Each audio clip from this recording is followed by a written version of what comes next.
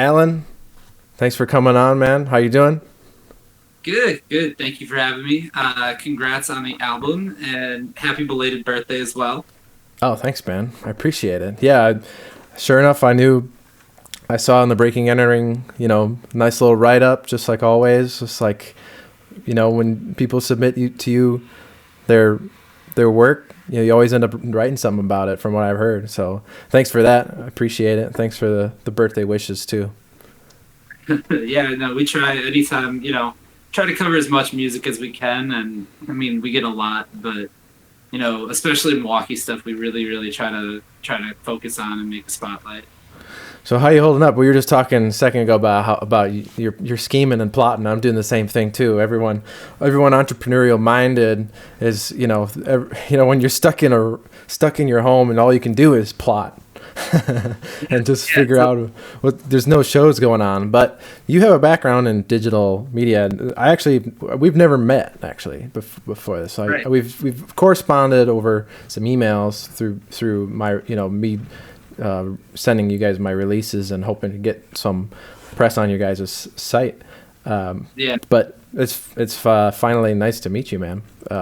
I first heard about Breaking and Entering, maybe, I don't know, a few years ago, probably at a show. I saw a sticker, or like there was a release show you guys were a part of. I know for sure it was the Rocket Paloma at the Polish Falcon. I remember there was one. I saw that was maybe over a year ago. But I had heard about you guys before that. That was the first time I saw. I was like, oh shit! Like this, they're like partnering with musicians trying to roll out their like. I didn't know anyone else in the scene that was doing that. Like no one. So no, we kind of specialize in that sort of thing. The live events actually came I don't know, they came years down the line. Like we started the website 2014-ish. That I really started doing daily content. And then we started doing a concert series at the Tonic Tavern in Bayview, and that grew into doing multiple series and beat battles, and now we're all over the place, or were until we couldn't be anymore until now. You're still all over the place, just all alone. Yeah. So you've been plotting, I'm sure, with your site. There's lots of things to do on the internet, thankfully. Digital media still persists and it still continues, if not actually probably more of a presence of digital than you'd ever need now before that is now. So yeah, what do you guys been doing? I guess maybe we can fill people in on what you've been working on, Breaking and Entering in particular, and about yourself. If you want to just fill people in on what the site is and what you guys' mission is. Yeah, so we are a daily music website based out of Milwaukee. Like I said, we've been doing daily content since about 2014. It used to be one post a day to 3, and now it's we get as many out as we can, and now we have a Snapchat story, Instagram story.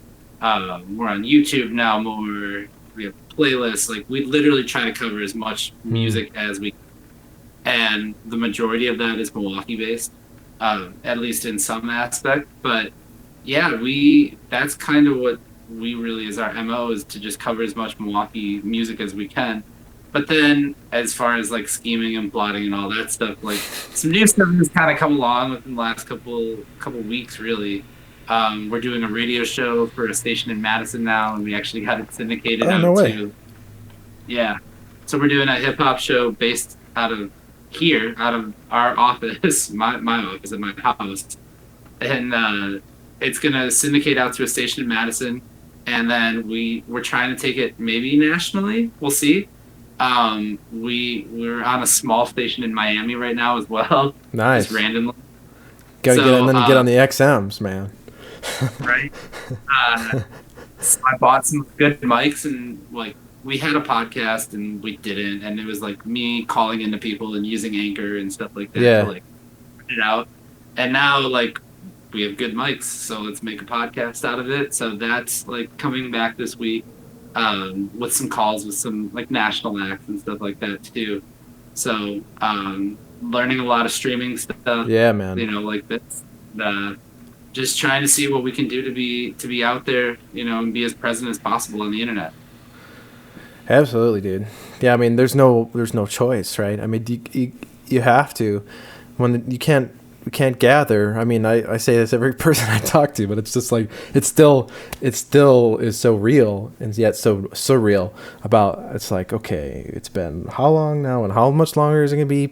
I mean, I don't know what you're hearing from the people that your network and stuff, but I've been hearing murmurs of people in the entertainment business that are just not even booking anything for the entire year and just booking for next year. Or like some people's have tours that were rescheduled in August because they rescheduled it immediately. And they're like 3 months, and just hours and hours and hours of work, all this booking, all this time, and now it's like I mean, you might have to reschedule that shit again. I mean, who knows?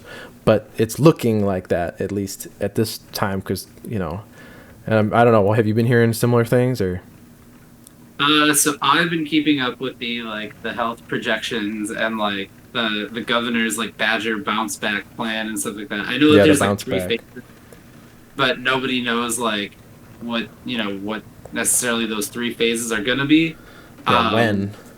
I'm hoping by June, July-ish, we can at least start doing some stuff again. But I don't know. So yeah, it's a little up in. But I think realistically it probably won't be till, end of July. That will be end of July, August-ish. We'll see like the club shows coming back again. Yeah, maybe we can start getting the like real intimate. Got to charge $50 a head to stay 10 feet away from each other. Right. It's lonely when the next phase happens. Hey, I'll do it, man. I'll do any theater anywhere, man. Charge $50 a head for only 10 tickets. That sounds fun. That sounds like an opportunity. Show, yeah. Well, you think about it, everyone's gonna be so hungry for shows, right? I mean, maybe not. Yeah. I'm sure everyone's gonna be starting to do it as soon as possible. But I'm always trying to think of, and you, I'm sure as well, trying to think of the ways to, what's the quote? Never let a good crisis go to waste. Like there's always opportunities everywhere, even in tragic circumstances. It's unfortunate, but as musicians, it's like I don't know. For me, it's tough to not be in that live space, but at the same time, like we were saying, you got to adapt and go online and radio and stuff. Like these things have been around, and we're really lucky to be living in this time where we can actually, syndicate this stuff so we can connect to people and everything. So that's exciting. That's exciting stuff for you, man. The developments that that's good. That's awesome. Yeah, and I think honestly, this is gonna be kind of like a forced innovation for some of this stuff. Yeah. You could see more live streaming stuff. That doesn't have to stop once the quarantine ends. You can find ways to do shows from home or do whatever from say you can't book a Saturday night show, but you can play it online or something like that. I feel like this might push into a new realm of what's possible. I mean, it was stuff that was already out there, but it's now's the chance to kind of see where we can take it and how do we apply it, kind of thing. So it's gonna come down to who's got a good digital game, at least for now. Yeah, we got Pretty Beggar and Twitch says, "Tell Alan Pretty Beggar says what's up." He says you're a kind, generous dude. Tell Michael what's up. You hear that, Michael? Yeah. I know what you mean, man. The digital game, and I feel thankful that I grew up on the digital world, where I lived in the internet. When I was a kid, that's where I shared my music. I didn't have any musician friends. I didn't my music was through my family, but my mom wasn't practicing. But some of my uncles and aunts were. But we learned piano, but it wasn't a community thing. It was just a skill we learned, like reading. It was it wasn't used. I was in a band, but a grade school band, the school band, not a great the school band, of a small Catholic school. My class only had 20 people in it. I remember we were playing some crappy song, man. I don't even remember what it was. It was a good song, but we were really doing terrible. And I remember the entire band stopped in the middle of it, and no one knew what was going on. And the conductor was like, But I just I had similar kind of upbringing, like did the Catholic school thing with like 20 kids and all there that. you go. Like I learned I taught myself how to play the drums. I learned Drums, on nice. YouTube how to play guitar enough to be like to fake it. And like I used to produce hip hop for a long time. When I was in like high school going into What was your college, basically. producer name? No, I was just by my name. I Oh, didn't just have by like I a was gonna say. I produced some tracks. But Nice. again, I really didn't have people to reach out to go to it. I had a cousin that rapped, Yeah. and then after that, once he kind of let me know, then I was like stuck with all these beats, and I started shopping them out to people. And Stuck that's with the really kind of beats, when I got man. connected to music. You know, I'm just I was stuck with trying to the sell beats. beats for What like am I 10 supposed to at do? one point. No, man. That's a real hustle, man. I've seen that, but yeah. So the internet is what really, yeah. It caused me to be able to connect with people. It didn't cause it. It allowed me to be able to connect with people where on the internet through all across the world, and that's where my community was, and so I was kind of developed in there. So I feel thankful that most of my model of like how I've been communicating with my fans and everything online has been through digital streaming at that avenue. It's only until a few years ago when I started performing. So like Right. I was planning a tour, so it's like multiple tours, and they were all like booked and if not booked and booking, and so that was good. This was my big year to like really go boom. I'm fucking gonna tour, gonna fucking do it. But guess not. But I got another year to do some digital shit, so whatever, man. It's almost a relief, be like, damn, I was planning to be in San Francisco on a tour as I was releasing my album online. That would have been a nightmare like that. So maybe it's a good thing. There, like I went into this year like this is gonna be I was one of the it's gonna be my year people, and like I knew and I was like no, this year felt like the year. And I mean, like there's still time, but like it does feel like, oh shit, nobody thought 2 months of it we're gonna be just sitting at home and everything stops. 2 months so far. I mean but maybe that's the feeling, man. Maybe everyone had this feeling. Maybe everyone saw something coming, but they didn't know what it was. Like you never really can know. Maybe this is what everyone needed, right? Like this is my year, what we were expecting. Maybe we need this, to a degree. I've been hearing, there's a lot of terrible things with when you think about things economically, politically, so social unrest, all this stuff. But it's like, man, I don't know. We all knew it was gonna happen. Like we all knew I don't know. That's how I feel, at least. Like we know that this is a house of cards, and so like I don't know. It's even where like this whole crisis has exposed so many things that it's never gonna be the same. And we're gonna have like even this 2 months is gonna be years of maybe potentially, like how many businesses are gone. Like how many of our favorite spots in Milwaukee are going to even be there on the other end? That's you know true. What I mean? True. And like, yeah, I feel like, like we said, like who's got the better digital game, but it is going to be like who can kind of adapt and who's got the right kind of mindset in this. And like, I see people, complaining about like, oh, I'm stuck at home and all of this. And I'm like, but you could also use that time to be productive somehow. You know what I mean? Like, absolutely. And that's been my mentality lately, has been like, all right, well, what do we do now? What do we do to be productive? What do we do to be creative? Like, yeah, I've been trying a lot of new stuff, like we said, and, try and be better coming out of it, Yeah, I think it's really the only thing you can do. And I think, if you're lucky enough to be in the position where you have that time to be able to be bored, right? My mom would always say, she's like, there's no such thing as bored people, only boring people. And I always feel like, damn, savage.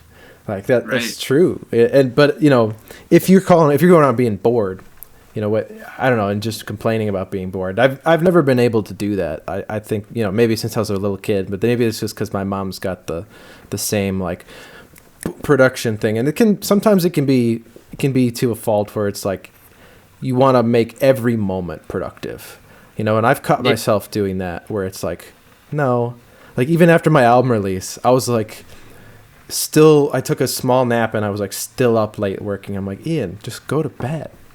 Like, Yeah. like you No, just worked for a whole year on this crazy thing and released it all out. Like, take a fucking rest for a day. Like, I totally feel that. I totally feel like you can hit the wall doing it, and then like, but for me too, I'm very much like, okay, I hit the wall. Now let me bounce to something else and drive through the wall. Yeah. You know. yeah, just pivot to something else. Yeah. Exactly. Yeah. Well, that's cool, man. So, yeah. So what then? What then are you excited about with this stuff? I mean, you said about this radio. Can you tell me more about this or no? I mean, I'm interested in what this is. So it was a podcast you're saying, but it's now going to be live radio. So or is it internet radio? Yeah, it's two separate. Well, kind of. So we tape the show here, and it's going to be Google Drive sent out to the station in Madison, and then the station in Miami. So it's not live, but we're doing it weekly. And then the podcast part of it is separate. That's just me talking to like national acts that I get a lot of like press emails and stuff like that. Yeah. So I've been out to like PR companies and talking to like just different bands and stuff like that. The one that's actually going up tomorrow is Dance Gavin Dance. So like they're like a punk band, and so I'm a member of the band from there. So yeah, it's just kind of like two different aspects of ways to reach people. I kind of hit the point where I realized like, okay, just our website isn't going to be the only place people go to find music. Obviously that changes. So like, how do I go be on Spotify, or how do I go, land on Apple Music, or thing is.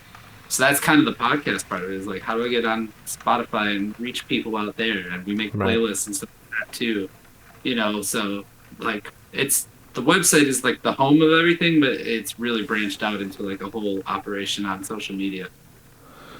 Yeah, I know what you mean, man. That's something that I've been lucky to learn too, because I have some background in web development. So I learned these concepts of like structured data and like making your website, like all the different tricks that the robots on the internet want to see.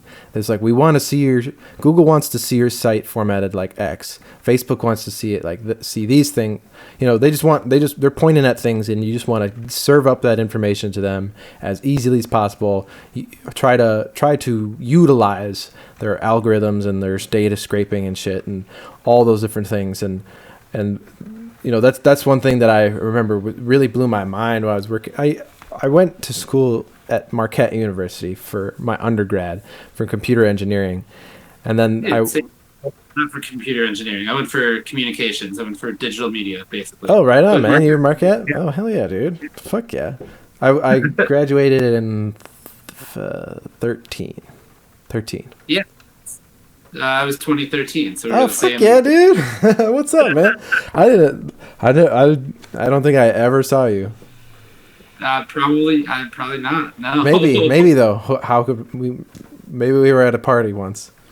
I would say, did you do anything with like Marquette Radio or anything like that? Because I did that for about semesters. I knew one girl who was on the Marquette Radio, Becky Hickson. I think she. Name doesn't ring. It was like my freshman year, I think, or I don't remember. No, I wasn't too much into the radio. I was like curious, and I think I remember signing up for something one time to like have a spot, but it was like way too late. I just wasn't. Okay. I just wasn't aware, or I didn't really. I don't know. I was an engineer. Yeah, I say it's like a freshman year thing where you're just like, cool. I don't know. But yeah, I went there with the ambition of trying to be like a music producer. Oh, okay. And then the program was way more like video based, and like I ended up doing a lot of like corporate video projects and stuff like that. So I mean, good stuff to learn, but like not what I intentionally went there for. I mean, dude, Marquette. When I was there, I just by the end of it, I was like, man, there are no artists around here at all.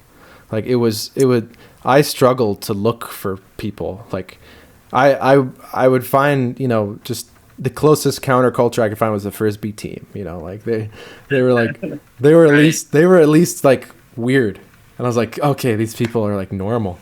You know, like it just felt like a big.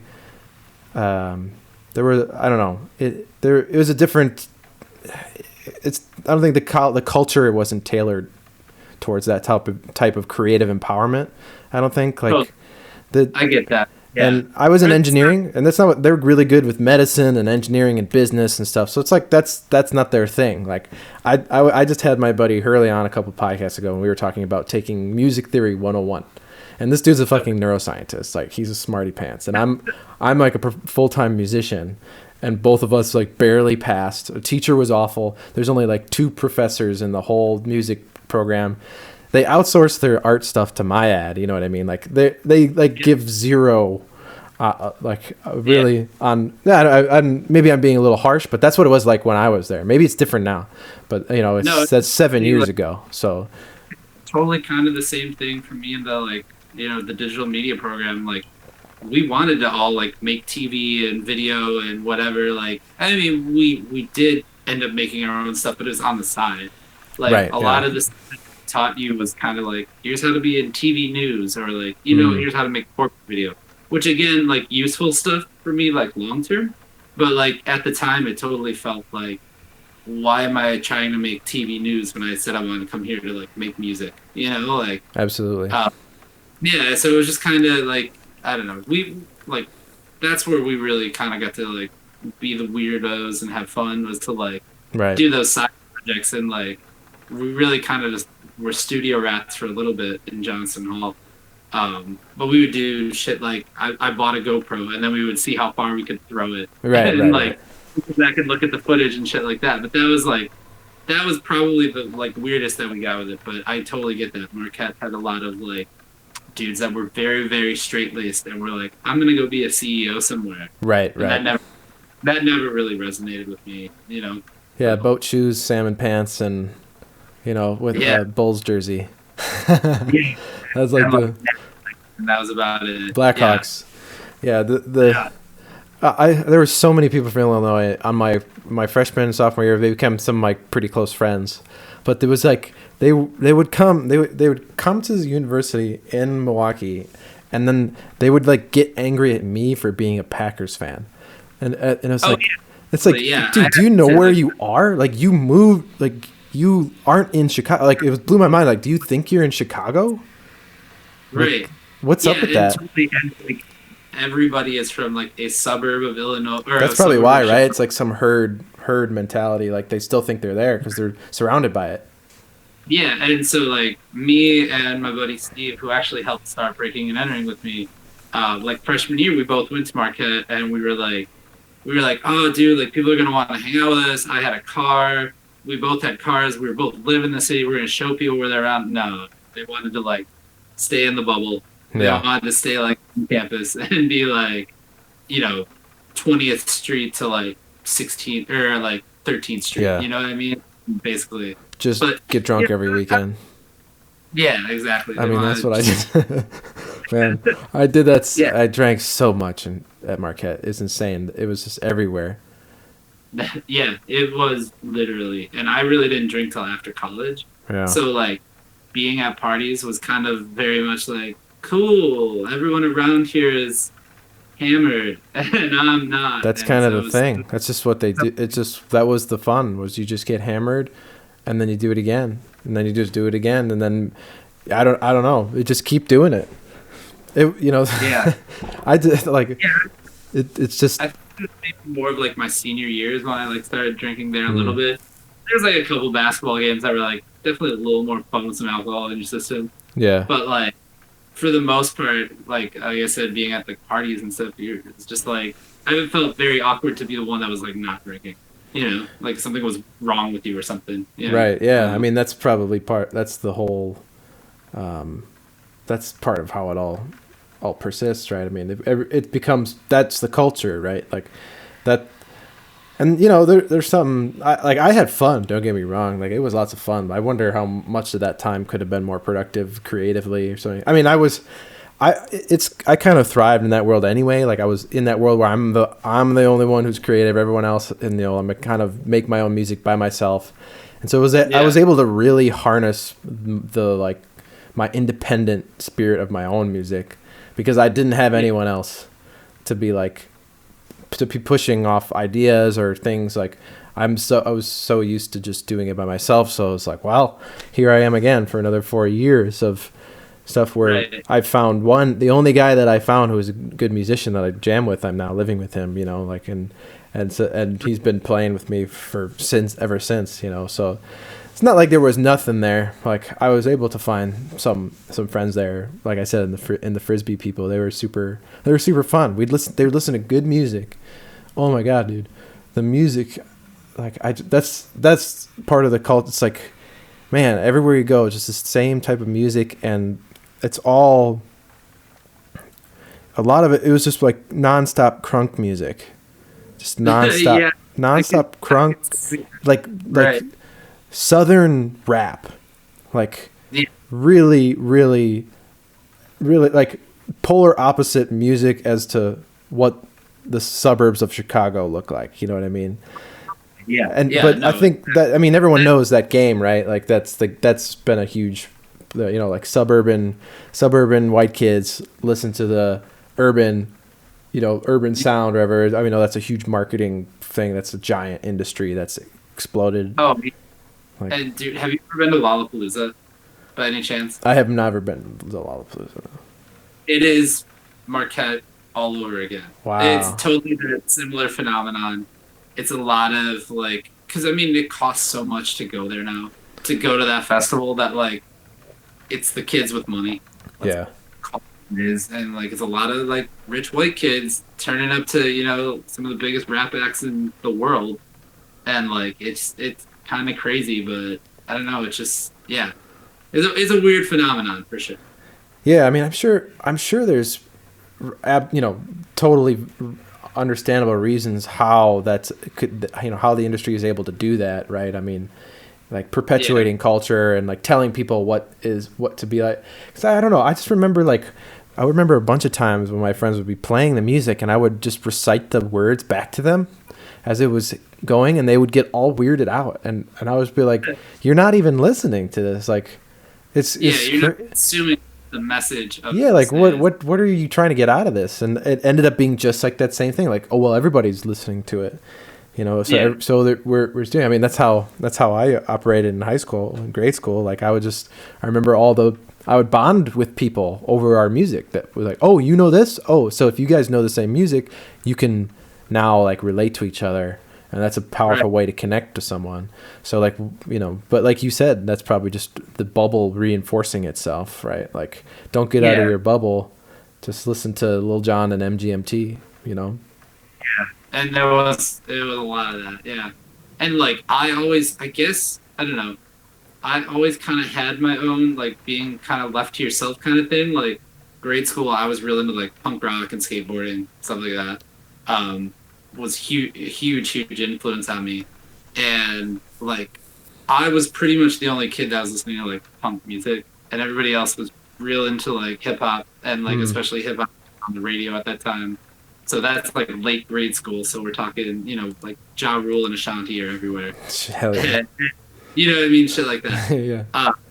High school was kind of a very different thing. Like I hung out with a lot of kids that listened to rock music, which was cool. But that's when I had really started producing hip hop. So again, I was not left to my own, but like a little left of center, and kind of just kind of exploring different music that they were in. It kind of does feel like isolating a little bit. I don't know, like you just kind of like that's your own thing, and you can either make it unique for yourself or you can follow the herd, I guess. Yeah, I've always been the since grade school. I mean, it was probably around puberty is when everything changed, man. Everything changed. I was like starting to think about things totally differently, and then all of a sudden, these deep moral and ethical questions and feelings started to like bubble up and started to like really become prominent in like my development and understanding of who I am, and started to look at the world completely different and started to question everything. And like, Yeah. just like getting in a lot of trouble with my teachers, and stuff, and just like questioning too much, fighting back too much. Like, I don't know if there's something in the development of I just want to like, you just want to rebel, right? Like, you just want to rebel Right. against it. But a lot of people didn't, and then I realized that, like, and I would get frustrated at people and just look at them and be like, you're just doing nothing. Like, what are you doing? You're just sitting there. I don't know. I get really impassionate about it, but then I got used to it. Just be like, okay, I'm gonna be the weirdo who's, I embraced it. It's like, hey, everyone hears when I say something, they're listening because I'm the weirdo. I got something. Right, and I guess I should say like too. I should say like I grew up listening to like punk rock and skateboarding. I was like the safest punk. Like I was definitely the dude that was like still like didn't want to get in trouble and like didn't want to. Oh yeah, this is a small Catholic grade school, man. Like, let's be real. Like, yeah, like I'm yeah, not, I'm rebelling. All I'm doing is like saying something maybe that gets me kicked out or something, or I would say, or tease someone doing something, saying, I'm not like breaking shit or bringing in, spraying anarchy anywhere, or like, or like, really, really, really ruffling too many feathers. yeah. Like I remember I stuck into the altar boy photo one time. Like wasn't supposed to be in the yearbook at the end of the year, and I showed up in the background of it. Like, oh, hardcore. I don't know. Were you an altar boy? What? Were you an altar boy? I was not an altar boy, but I snuck into the photo. They called everybody down to like take photo, and I popped up in the back. They wanted me to wear a robe. I said no, I probably shouldn't. Like I thought that was like maybe too far. But like head pops up in the back of the and everyone's like, "You never won it." I was like, "Yeah, I don't know what happened. They just called me in. Nobody said no." So dude, yearbook. I realized my senior year at high school, yearbook photo day is like free for all. It's like there's just constant people coming in different groups, and you could say you're in any. I remember being in like 20 different clubs one year because I knew the yearbook kids, so they'd just be like, "Oh yeah, just get in this photo too." I'll be like, "Okay." Yeah, drop in. Yeah, and nobody knows, and like the teachers honestly probably don't give a shit. They've got 10 other things that are much more serious to worry about. So you just kind of like pop up wherever, Then you're most likely to succeed. I don't know. That's how that happens, right? Yeah. Then it gets Then the superlative gets etched in stone. Yeah. So okay. You're so motivated. Yeah. It's in every group. I don't know. I was gonna ask you, going like kind of switching gears. You were mentioning about of course, about digital media and some talking about film a little bit, because that's one of the first things I noticed about breaking entering on your guys' Instagram. Is you like before they were really Instagram was starting to set up options and like more interactive options. You guys were you had this more interactive thing where with kind of like trivia and stuff and just like educational trivia, like history of Milwaukee and all these different things. And I think, and I don't know, that really piqued my interest, and I noticed that, and I was like, oh hell yeah, like. There's more interactive ways to engage with an Instagram story, and right. Yeah, that's something that and you have these little effects. I would imagine, is that like After Effects like scripts that you write? You just type in some things and do it, or do you like our daily story and everything like that? Yeah. So we do it through an app. It's an app. Okay. Yeah, but you get to like design it. But even before that, I was like, once you could upload something from your like camera roll, I was like making them. I was making them in like Photoshop and then sending them to myself on Google Drive, and then I would upload them.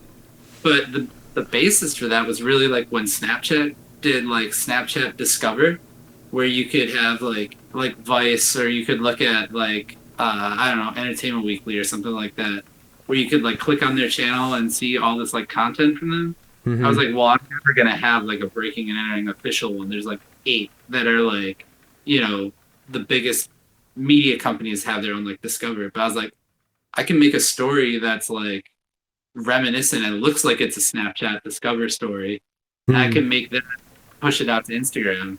So that's kind of what I like did, was made my own version of it, and like that's where like the trivia came in and stuff like that. I was like, there's ways to still do something unique. Like obviously we can't do like a daily story that would be like me sitting at the laptop typing something. Right. You know what I mean? So it was like, how can I be like present again? How can we be somewhere without being there? You know what I mean? Yeah, So absolutely. without, like, I wasn't going to be at a show every night. So I was like, let's make something unique that just shows people what's on the website. Sure. Yeah, no, I was intrigued and impressed by that, right? I was like, I wonder how he's doing this. Is it a story? Because I've heard of websites like I used Storito for a little bit, like this Okay. website where you can kind of you can just use a web interface to send things to your story as opposed to doing it on your phone, which my thumbs get real sore after a while, man. Like all this stuff, like for real. Yeah, I used to use a website for a little bit. It was some like French website that was basically the thing. I think it was called like Fast Story or something like that, Hmm. similar.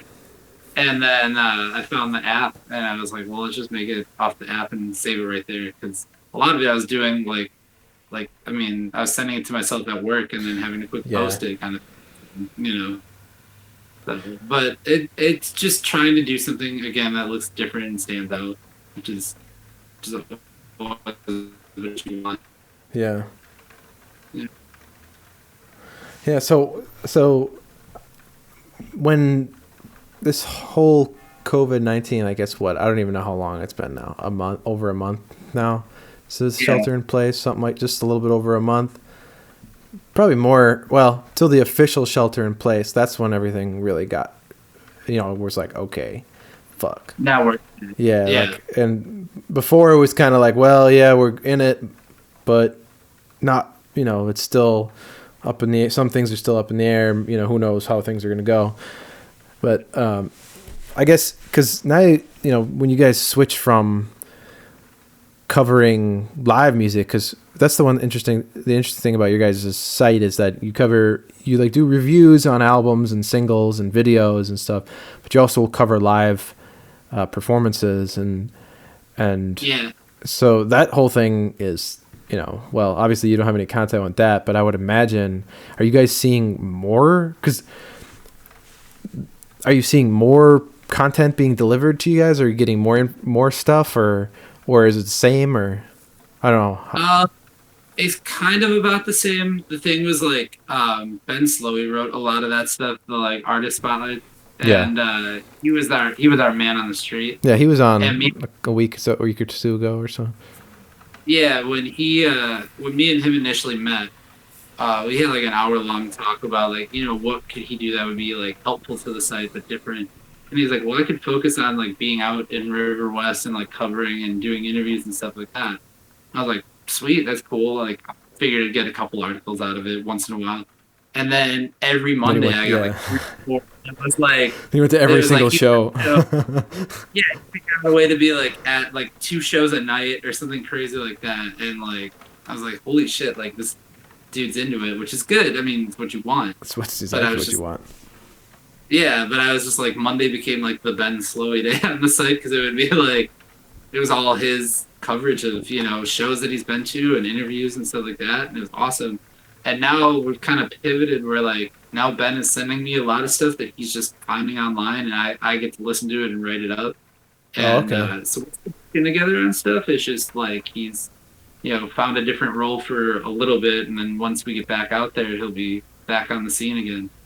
So Yeah, he's always willing and able. When I was talking to him, he was so sad about not doing the Mr. Nice Guy. yeah, Because I mean, so sad because I think we did the quick math on while he was on. Like he's done over one a day on average this past yeah. year, like of his podcast, which is insane.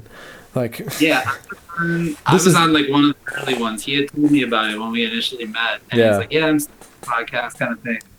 Didn't really know what to expect, and that was another one where he was like, he kind of hit me up and was like, "Hey, do you mind if we put like some of the music ones on Breaking and Entering?" I was like, yeah. "Sweet, okay."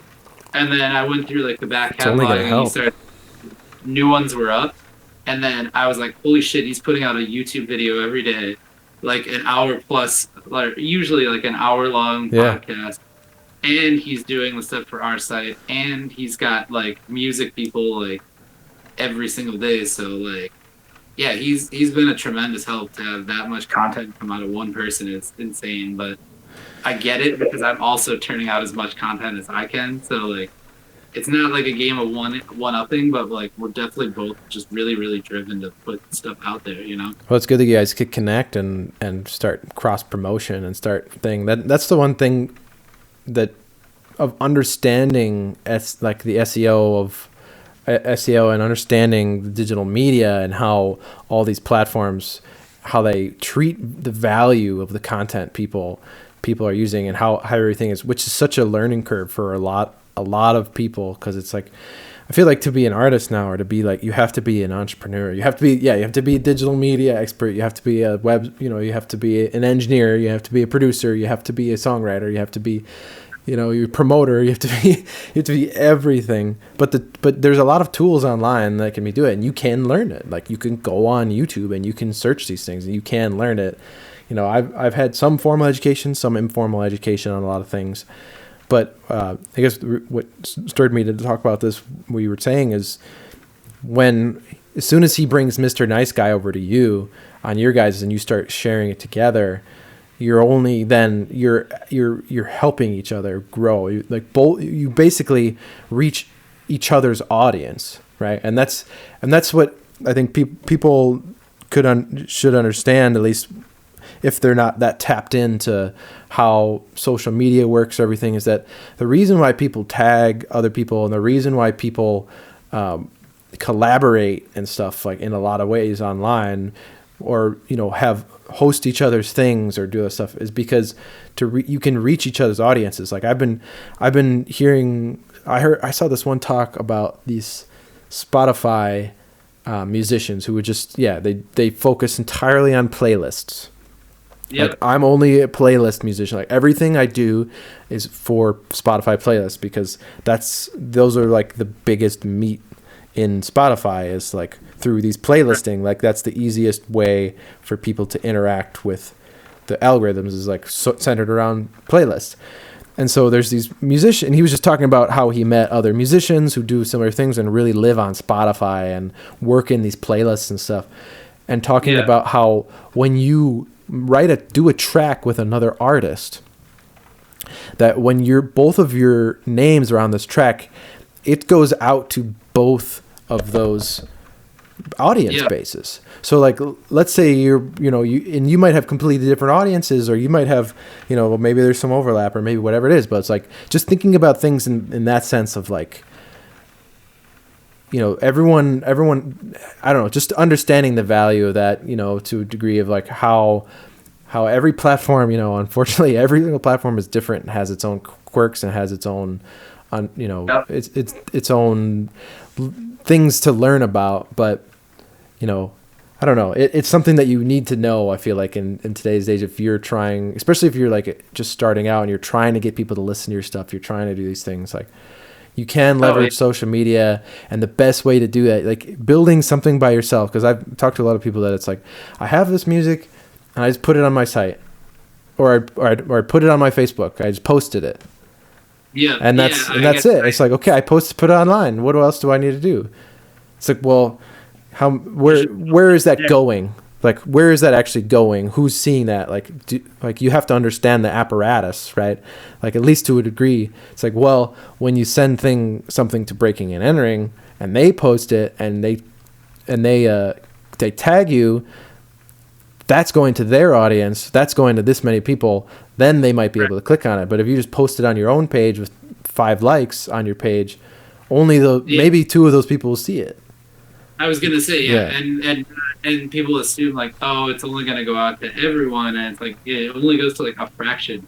Like, even our stuff only goes to probably 10% of the people that, if it doesn't get comments, you know what I mean? Like, and it changes. Sometimes it used to be like something with a lot of likes would get traction in the algorithm, and sometimes now it's like, if it doesn't get comments, like, people don't care. They don't push it out. Facebook push it out, and like. That's why comments are important. If you like something, Yeah. comment, even if it's just fire emoji. You know what I mean? Yeah. Comments are valuable on Facebook and on Instagram, everywhere. Yeah. But Shares are good too. You have to learn a little bit of everything and like how stuff shares well here versus somewhere else, you know? Like, yeah. It is a little exhausting, man. Like every platform. But it gets there are tools that can simplify things, and it gets easier when you learn, like it becomes more second nature, at least in my, like, I use this program called Hootsuite, and I have a methodology now. Like when I post something, it's like I post to Instagram first because it's got the most bullshit, and I have all the tags and stuff, and then I strip it down, post it to Facebook. There's like a button to duplicate, so it just duplicates it, just strip it down. So I do individual posts to each thing every time, and you do it every time. To be further out into the thing, Everyone which has is crazy. Yeah, same company, but like, and it feels like you kind of go crazy doing it, right? Like, a little bit. Maybe that's not creative, or that's not like, I know, maybe it's more like just numbers driven or something like that. Like, you almost have to be like, it sounds insane to say like, I have to take a lot of time to like learn to post something on Facebook the right way, or I have to take time to learn to post to Instagram the right way. Like to somebody that's not as involved with it, it sounds like it's absolutely like pure insanity. But you get, I don't know. Yeah, it is a part of the game, and I mean it's really empowering. And that's the thing, is like, it's work, and it's something that's like confusing, and there's a learning curve. But if we think where the artist is now, in the position that they're in now versus where the artist, what was their position 50 years ago, every person is in such a better position to become successful in the art world or in the music world, because we have so many more tools now that can directly connect to people. Spotify is still very much a powerful corporate behemoth owned by the record labels, and they're huge. It's a huge thing, but they, compared to what the radio was and like what the power structure of the labels 50 years ago, there is so much more accessibility for an artist. Like, I can download a free Reaper for free on a crappy laptop and make sick beats, like for $300 of a laptop, with headphones, and I can sell that on Spotify with a $5 a month internet connection. You know what I mean? Right. And I have a supercomputer. Well, that's not. It's a shitty laptop, but in this example, the 50 years ago it'd be considered as a supercomputer. Like, it's there's so many tools that we have access to, so it's a little overwhelming, because it's kind of one of those things where it's like, when your only tool is a hammer, everything looks like a nail. But when you have something that you don't really know how to fix or how to build, and you have an entire garage filled with tools, it's like, where do I even start? Right. Where do I even start? Yeah, but I mean, like, it's kind of cool. Like, you have those everything's tools. kind of like a puzzle piece. You know what I mean? Yeah. Like the Instagram component, let's say, might reach X number of people of a certain type, and the Facebook component might reach X number of people. But like you said, compared to like back at 30 years ago, even trying to reach, saying I'm an artist, I'm going to make music in Milwaukee, and I'm going to try and reach somebody out in California, was like kind of unheard of. Like, you're going to mail them cassettes or CDs or something. Like, you can't, unless you're on a label, that can spread it to their record stores. Like, you have a full on physical distribution behind you. Yeah, and like, if you weren't physically traveling out there or sending something out there, there was no way of like knowing if it was even going to back. Whereas now you can get that instant gratification and be like, you can look at your streams and say like, oh, I guess I'm doing really well in Seattle, Washington. And like, just randomly. Absolutely, dude. Knows what's happening there, but like, they're hearing my music, like, which is super cool. And like, I think it's only going to get easier for artists to really in and make themselves heard all over the world somehow, until robots take over, the artist's Yeah. role until they start composing. And They then already just shut it are. off. They already are. Yeah. I will say, like, years ago. So, okay, do you remember when, like, we were probably, let's say, like, 10, 12-ish, how there would be infomercials for, like, not like now that's what I call music, but there was tons of those compilations. Oh yeah. Now that's what I call a music. Yeah, well, but they had, like, a bunch of other ones that was, like, DJ Scribble presents, like, techno, and this guy presents this. Pure Moods was, like, the romantic one. Pure Moods, yeah. You remember all the shit like that, right? Pure I swear Mood. to God, when I was a little kid, I looked at the techno one, and I was like, "This is gonna be like what they listen to on the radio in the future." Yeah. I was and like it was insane to think at the time, but I was like, they're gonna listen to all this like it was like house, and now I listen to pop music, and I'm like, I kind of nailed that one, and I wish I would have like put some money behind that or something somehow. But like the top 40 stuff, I'm like, it all sounds like computerized, plug and play stuff. And I'm like, damn, if I would have like voiced that opinion when I was a kid and be like, yeah, they're gonna all listen to like this techno stuff, it'd be an A&R by now. Yeah, man. I remember discovering Daft Punk around that time, 10 to 12. I was like in, fourth, fifth grade, somewhere around there. My friend showed me Daft Punk, and that changed everything. Like for me, I mean, I had discovered the White Stripes. I remember in grade school, I listened to like my dad's music and my mom's music. So like I had lots of like American folk music, Bob Marley, Queen, the Beatles, like some like they were more folky stuff. Like they liked rock, but they liked more folk music, and so I had access to all that stuff. But then when I was in middle school, trying to fit in with people, be listening to Nickelback, Linkin Park, all the. I remember my buddy Ray, who's like still one of my closest friends. We like both went on a ski trip together and both brought Hybrid Theory. Like, yeah, I love that album. Yeah, it's fucking great, dude. And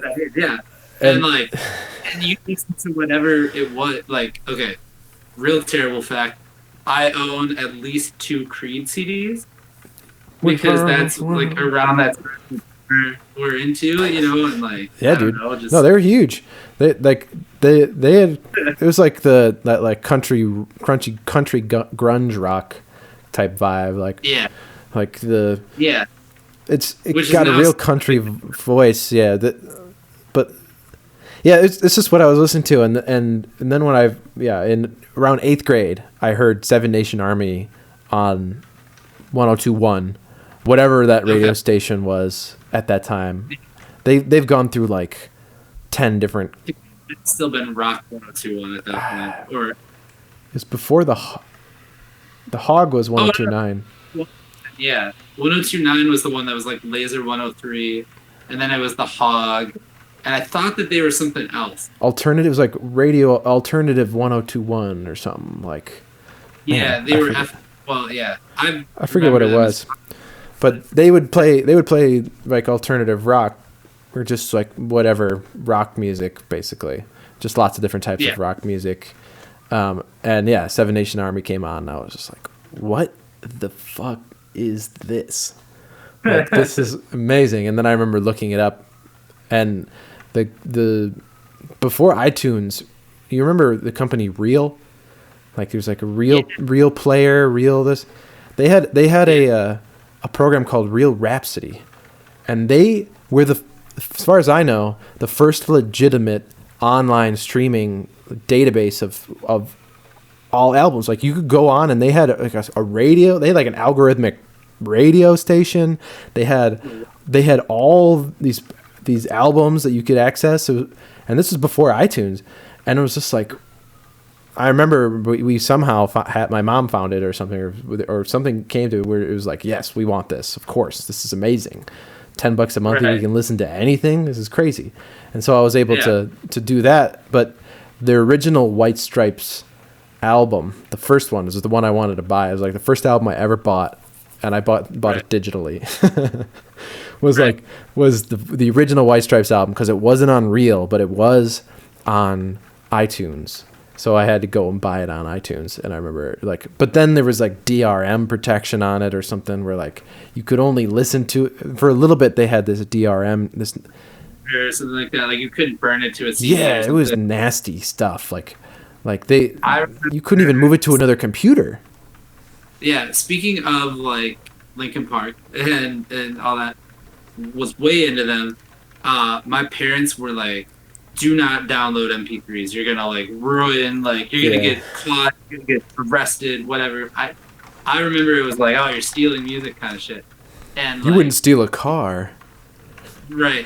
The first MP3s I downloaded illegally were Hybrid Theory's like Linkin Park demo, like their original EP. Oh shit! And I remember downloading it and feeling guilty as shit the whole day, because I was like, "Oh my god, what if they find out that my computer was the one that used it?" Like, yeah, I freaked out and thought, I was like, "What if I'm the one that gets arrested for like downloading 5 songs?" Like, that was my big worry. That was, I mean, there was so much propaganda around that, man. Like there were lots of fear mongering. Like there were stories, and at least the media had started, showing all these stories of like grandmas that are like under fire for their grandsons downloading a movie or downloading Eminem or something, like where the record labels just like used the grandma as an example, right? And just like threw her in fucking prison for 40 years. It's like, Jesus. So I don't know, man. I don't know. Maybe that didn't actually happen, but like that's the fear. That was the fear of like, oh my god. Right. They were very much like, do not download anything. And so I thought I was being clever, because I thought I was getting like, there was a site that had like WAV files, so I could download WAV files. I thought that was my way of getting around it as like a dumbass 10. Because it was an MP3, right? MP3s. Yeah, I was like, oh, they're only looking for the MP3s. Let me get this and they were like shitty quality too. It's not like an uncompressed WAV like you would know for like using, like it's not a studio quality one. It was like somebody had like the little sound recorder app for yeah. And they would play that song into that, and that was like, oh, I got the song that way. Like it's like a cam. It's like a cam quality of a video. Yeah, exactly. So it was just compressed as hell too to be downloaded on like dial-up internet. So I have lots of burned CDs somewhere of just like very shitty versions of songs that were like playlists. There you go. Cassie on YouTube says, I work with an internet company that permanently disconnects service for copyright infringement claims.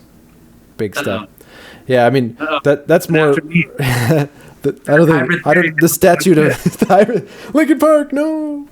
I gotta go. Yeah, I think the statute of limitations is probably fine on that. But I've definitely gotten, like, I remember when I went to college and came back, like, I know Time Warner had like some three strike policy, and then they would start to change your thing. Because I remember downloading an episode of like one of the first seasons of Game of Thrones or something. Right when I was still I got something, and I like Time Warner like had this whole alert being like, we just saw that you downloaded this thing, because they're probably monitoring these torrent tracking sites, and they're these torrent trackers, and they're it's all torrents, right? They're monitoring torrents and stuff. So yeah, I mean, if you have the capacity, especially now, there's so much access to great content. Like, I wouldn't like recommend pirating to anyone, but there are ways to hide it more. Like, torrents. They watch torrents. They can't watch, or at least if they do, it's harder to watch and maintain. Like when you stream from a website, or like a video that's hosted somewhere. Torrents. Yeah. That at the end of the day, people should still just get things legally and purchase them and stuff. But as a kid, I had no money. You know what I mean? Like I had no money. And everyone was doing it. money for it. Like, everyone was doing it. I remember Kazaa. Did you ever use Kazaa? I never had that, and I never had LimeWire. And LimeWire, my wife had LimeWire, and so she ridicules me to this day that I never had to download like Eminem _ the real Slim Shady. Dude, I would download every song on an album and like burn the whole album myself, like because I couldn't find the whole album, so I would just download every song individually, and so and every song would be like encoded differently, different qualities and different things. You know what I mean? Yeah, so like sounded different, but you had that.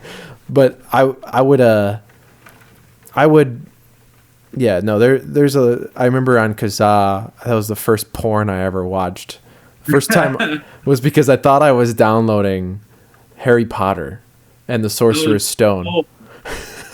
Oh no. I wasn't looking for it. I wasn't looking for porn. Like, it just turned out to be it, and that's what led me on a path after that. But like it just came out in theaters, Harry Potter and the Sorcerer's Stone. And I remember like looking it on because I was like, oh, maybe with Kazaa, I saw movies on here, like you can look it up. And so I remember looking up Harry Potter and the Sorcerer's Stone, literally the day of the, like as if there was going to be some HD version of it the day of. I'm just a kid, I have no idea.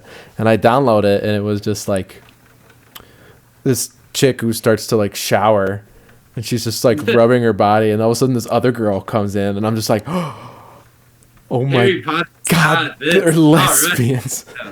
Right. It was a big day for me. It was a big day for me as a kid. But then Harry Potter. You never know.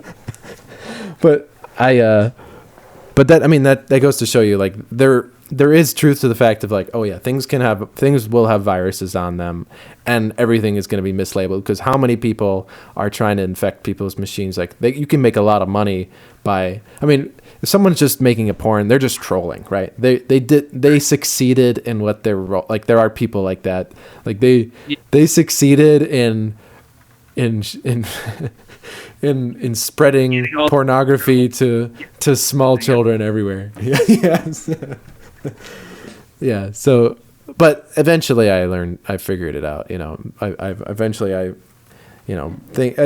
are going older, and as I'm going older and I'm able to like start building, and start have a legitimate business, and it's been staying, when I was a kid, there was a lot of piracy going on for sure, but the Wild West days of the internet. But now there's a lot more tools and free tools, and there are like I always recommend everyone to use Reaper if they're not, if they're on a budget and they want to just start making music, because that's super powerful. And like, if you don't have the money, like there was nothing like that when I was a kid. There was no, like, Audacity maybe was the closest thing, and that thing is like, you can record and it's useful, but like it's not a DAW. Right. I had basically a cracked version of FL Studio. Yeah. And then somebody actually that I met at Marquette gave me like a flash drive full of like plugins. Nice. So that had like Massive and like all the native instruments stuff. Super expensive, but I couldn't update anything on my computer because it would wipe all that shit out. So as I found one time, and then I had to go back and re-download everything. And like it was a mess. So but we're gonna look back someday and we'll be like, oh, the things we had to do to make music, and like, oh, I just log onto this now. Yeah, now it's easier than ever, man. Like, you can go online, and there are so many such incredible sounding and super powerful effects and instruments that you can download for free. Like, and even so, like, if it's something that you're really wanting to do, like, you should invest in a good and a lot of these plugin companies have, like Waves, for example, is a huge one. Like, everyone knows the Waves stuff. Like, if you're a producer, like, and you're looking for cheaper, like passable plugins of things that can make your mixes sound and polish it up, like, Waves is always having sales, and you can get like really powerful packs of plugins for really cheap. Same with, like, you're talking about beats, like you making beats and selling for $10. Like, for my last album, a lot of the stuff I just, on Black Friday, this loopmasters.com had like this crazy sale of like 10 different packs for $50, you know, or Right. something. It was just like crazy where it's like, I mean, there's all sorts of stuff now. I just saw that somebody, I think it's like the Library of Congress or somebody, like yeah, it's like royalty-free collection of like samples, I did see or that. like it's all like public domain stuff that you can use for hip hoppy. Like literally, I'm sitting behind a wall of records that like are now like useless for that purpose. That used to be like Yeah. kind of what I would do is I would literally go find a Go sample, digging. or I'd hear a record and then I would go find it somewhere. Same You know dude. what I mean? I'd find the download and then flip it that way. And like now, I'm less like, oh, I could just go to a library of them and not even have to worry about like the legal aspect of using a sample in a song, which is crazy. Absolutely, dude. That's actually some of my better performing songs are because of YouTubers using them, and they're just little skits and beats, you know, of these samples that I just took from records, because that's what I grew up like. You're saying in high school you did hip hop. Like I met a turntablist, a real like hip hop culture aficionado, like real like the pillars of hip hop. Like this is a culture. This isn't a genre type thing. Like Right. teaching me how to scratch and teaching me like the fundamentals of hip hop, literally. Yep. And it opened my world up to like, oh wait, beat plus any type of melody plus story like that. Oh, like you can literally take anything. I remember just being like, oh, I can sample the Chieftains, this fucking Irish music, and then put put like funky drummer behind it, and all of a sudden we have this Yeah, sick beat it's- that's like, oh, now it's hip hop. It's like, oh shit, like I remember him teaching me about that. So like, and I would listen to Tribe Called Quest and to Madlib and to like from huge songs sometimes. Like Oh, even yeah. thing we just mentioned about Eminem. Like I was listening to a 70s playlist, you know, and I forget which song it is, but it's like ba-doom-ba, ba-doom-ba, ba-doom. On my Spotify, I have just on my personal Spotify, I have saved like a list. It's a playlist called like "Hey, I Know That Sample," Yeah, and it's like 70s and 80s songs, like the "Impeach the President" song Impeach that President, everybody's used. I use that Um, break so many ones times. out there. Yeah, like I found a bunch of them and just like threw them into a playlist, because you're like, oh shit, once you hear it, like you can never unseparate it from the song that it sampled I know, yeah. you know, so like, which is crazy now. I don't know. Well, Like, yeah, it's just- now, like, I've talked to producers, like, they've been in the industry, or, like, people in publishing houses and stuff who are like, we don't even go Yeah. near that. We're not even fucking with that shit. There's no gray area. It's all black and Right. white, baby. Like, we're not messing with anything. You either give me something that is 100% not going to be you. Like, there's no sonic signature of it anywhere else. Like, you know what I mean? Yeah. Like, there's not even a Or- copy that you sent to your grandma over an email, you know, like, or whatever. It's like, damn, dude. But Yeah. and people are really concerned about that, and like, and that's something that I get concerned about, because some of my more popular songs are literally sampled. Like, there's this one Italian singing hip hop. I found this such obscure thing, but this shows you how complicated this legal shit gets so fast. Is because it's this literally this dime record where it's like there was this from Italy, so it was like this magazine that would send out records with their magazines every month, Right. and they were like small little one-off recordings of things, of like more local artists and stuff. And there's this song by this performer, which I don't remember, I don't have it off the top of my head, but it's this Right. such this obscure sample and this obscure thing that has never been anywhere, and in this weird time, but it's Italian law technically and stuff. So Yeah. and so it's like, well, who, like, from what I How do you understand, how do I even? Yeah, at least that sort of thing. And Yeah, people say like, oh, well, just ask the rights holder for permission. That's what's like, oh, you just got to ask for permission. It's like, as if I have the resources to talk to these people. Like, I can't even pay a lawyer. Like, even like track down, like, I mean, like you said, it's the most obscure little sample, and now you have to go find some dude in Italy that probably made that on a one-off somewhere, like, or yeah, whatever. 70 it is. Like, years ago. like work backwards for that 10 seconds of song, like, you know, or whatever. But I mean, if It's that hard. 10 seconds of song starts making like it's become like it's like I don't know, there's songs where I have made like under that spirit of like I was a kid, this is what I was supposed to do, this is the music I was listening to, was sample based music, like taking these samples and creating a new song out of it. And I love doing it because it was such easy things to springboard off of, like creatively, and to be able to do all this stuff. But now it's a different game. So now I'm very careful. Like last year, I remember when I sent Spectacular to to Gotta Groove Records to cut the vinyl, they sent me back this thing with like, hey, because my first track is almost entirely sample based. It's tape samples, digital samples, vinyl samples, all in this little like kind of soundscape of this thing. And some of it I had perfect, you know, it was all royalty free stuff, right? So that's what I'm starting to use now, is just like make sure there's a royalty free license I can just put next to it. Right. And you know, so that's really what I'm doing now to caveat with that, and so that's good. There's a reaction to that, which might actually, you know, what's whatever. It is what it is, you know. But they didn't even want to deal with that liability, and they're just pressing it, man. Like they're not even like. I was curious, like how are you even liable for, like what in case of what? Like you just physically manufacturing, like you can easily on someone to say like, yeah, Cullah made it, we just had it, you know. So it's kind of amazing to see that like people don't want to touch it with a 10-foot pole. But, yeah, exactly. I mean, I guess I don't know what you even do then. Like I don't know, have somebody learn how to play that and then play that something close enough to it. I don't. Yeah, that's what I've been told. People say, well, just recreate it, and it's like, well, yeah, I hear that, you know. But so now if I'm using a sample, right?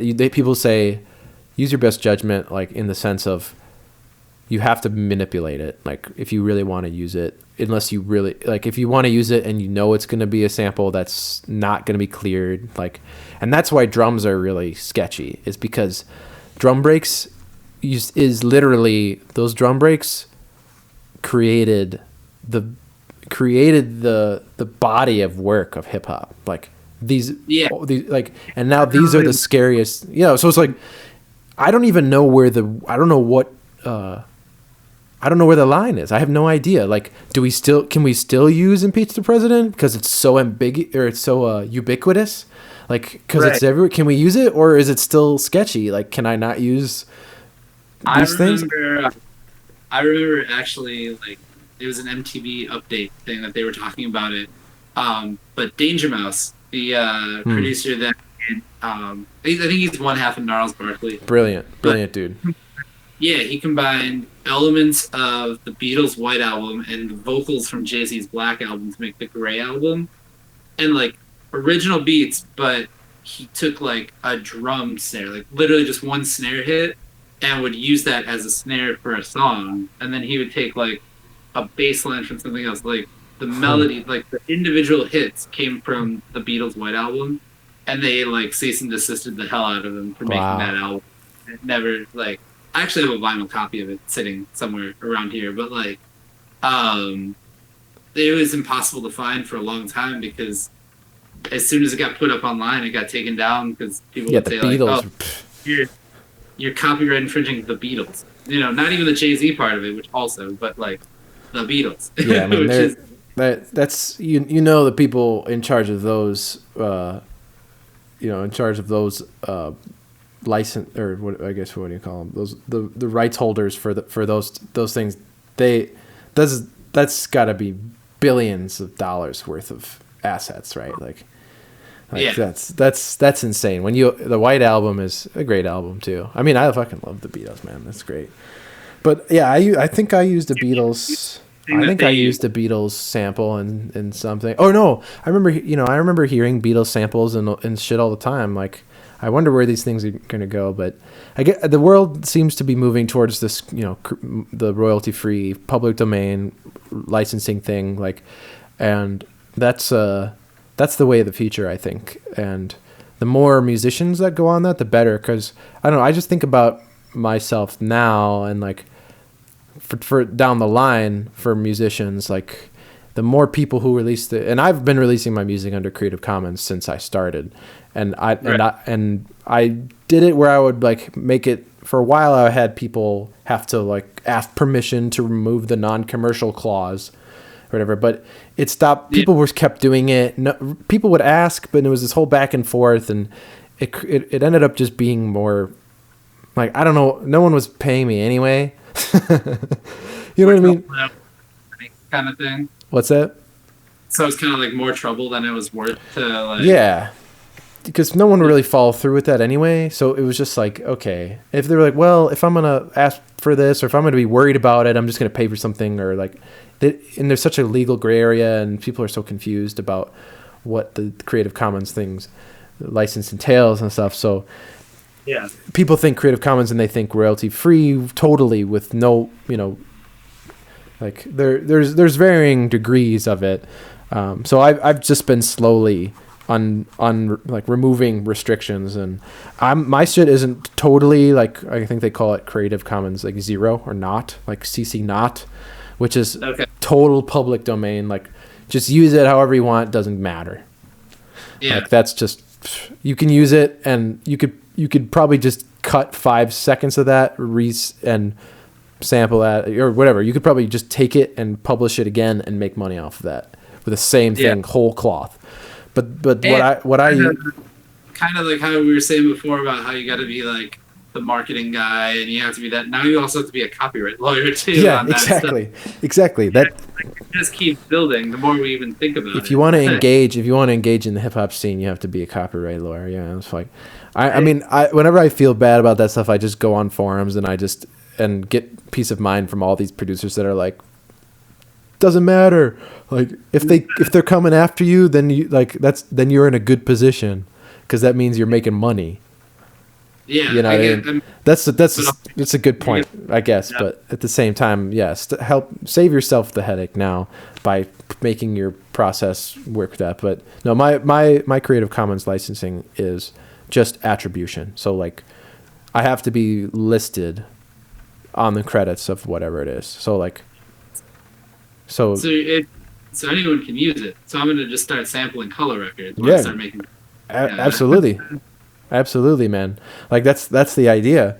That's the idea, is like, think about I don't know, and I just think about it, from my own perspective, like me relying on samples for some of my music, where it's like, oh, I've found value in this. Like I kind of gotta, walk the walk. I can't. Why just be a consumer when I'm also a creator? So why? Right. Like I'm excited to see what people sample out of things. Like I release my stems for free too, so like people can download. Like, that's awesome. Yeah, you can just go on my site and just get the stems. I don't have them for my last record yet. I have to go and export them all. I just need to spend a couple hours and do it. But like, right. It's all there, because it's, I don't know. That's where I think I see the future going. And I think like you're saying, like you're super pumped as a producer, super pumped about these libraries being opened up. And I think everyone is feeling that same way, because there's such this, like, I mean, people are hearing these stories about like that Robin Thicke lawsuit and that's not even the worst of them.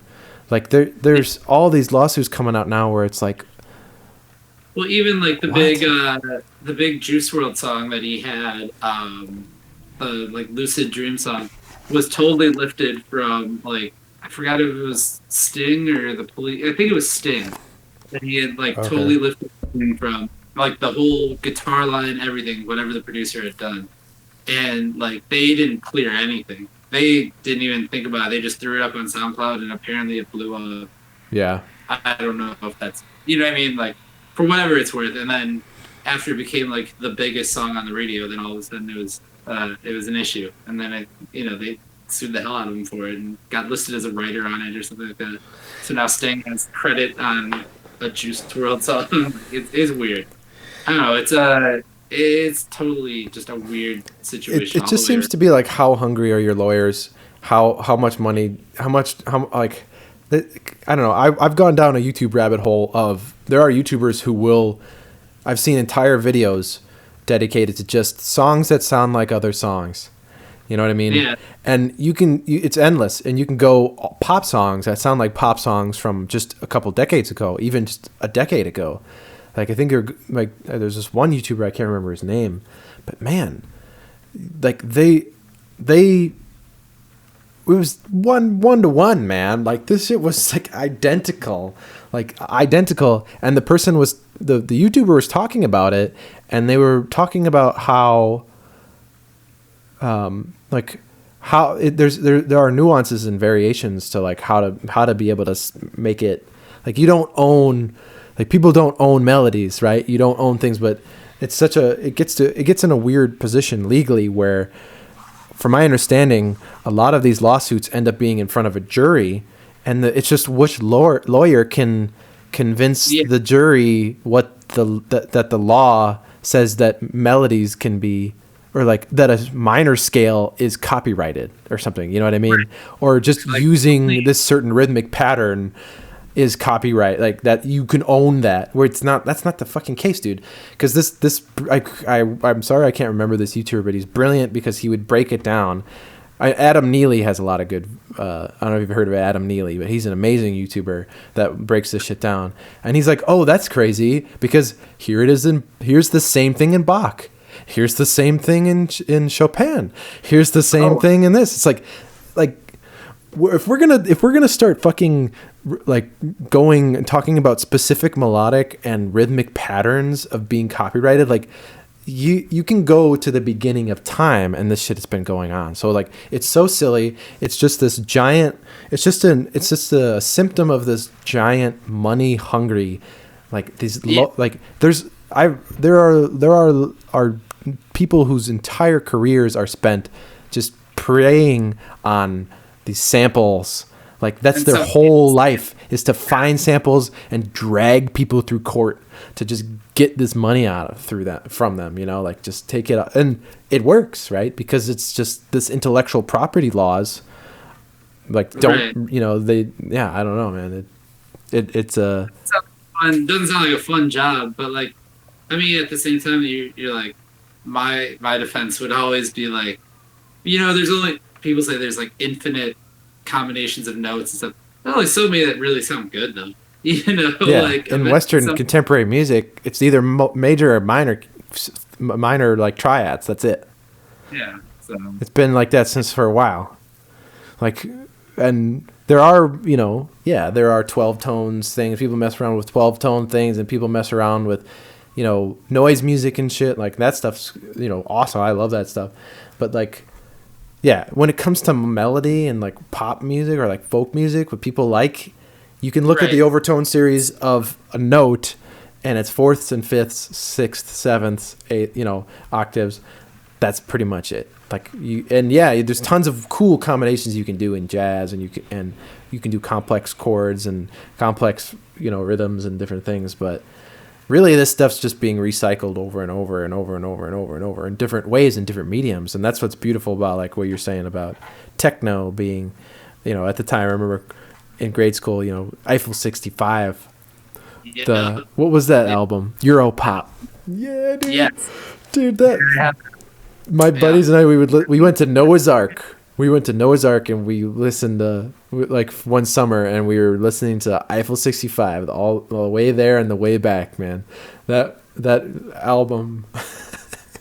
Yeah, dude, my best friend Thomas Uziak used to blast that album. Like Too Much of Heaven, man. Too Much of Heaven. That song fucking slaps. The song about PlayStation that was just about all the different games that you could play on PlayStation. That had to be an ad, right? Like, dude, you look at that now. It's like they changed the name of it and everything. Like, I'm pretty sure Sony. Yeah, like it's now called something else, and they like changed it. They had to go in and change the song or like re-record part of it and stuff because Sony. Like the hook literally spelled PlayStation. Like that was like.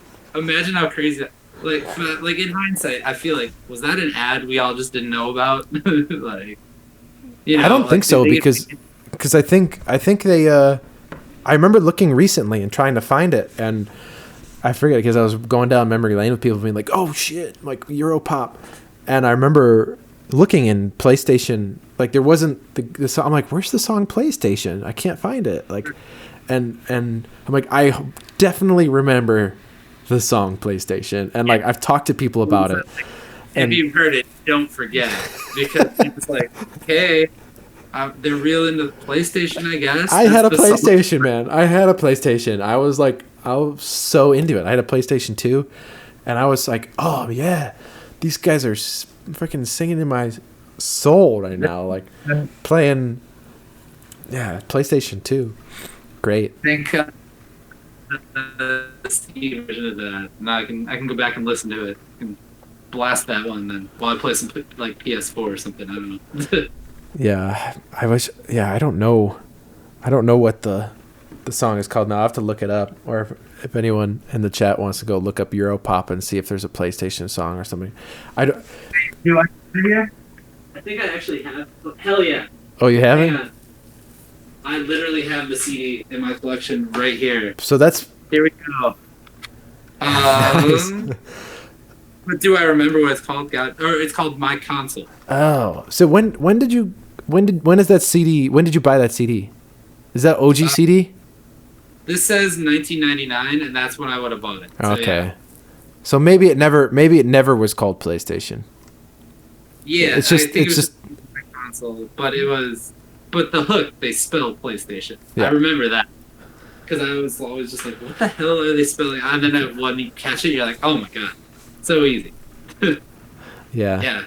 I'm gonna bump that. That makes more sense now. Because I wondered if they changed it or something when I went looking back. It's like I swear it was called, like the title was PlayStation, but maybe not. I thought it would.